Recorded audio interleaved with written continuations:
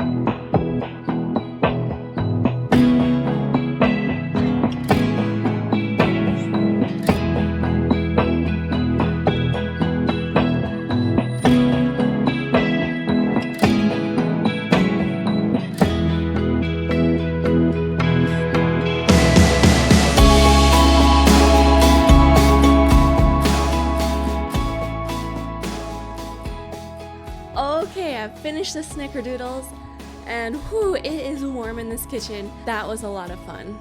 They turned out so great, and I haven't had Snickerdoodle in a long time. The tanginess of the tartar, cream of tartar, was really like powerful. It was a little surprising. I wasn't expecting that much tang, but it was really good. Like, it felt like more of a cookie experience than just having a sweet dessert. So I don't know, I thought it was awesome. Whew. And then I realized, I know I said I was gonna do 2 cookies in this video, but it's just like it's already this long. It took forever to do these. Kind of hard actually to do the Snickerdoodles just because I didn't have a mixer and my butter wasn't softened enough. I'm sure it would have been way easier had I softened the butter even more. Whew. But yeah, I had a workout and that took forever. So I'm gonna take a break here. If you wanna see how the molasses cookies turn out, I already made them, and I filmed everything. So I'll be posting that video sometime in the future as well. And I'll link it right here. Look, I'm actually gonna do it. I'm gonna link it right here. Go ahead and click that video.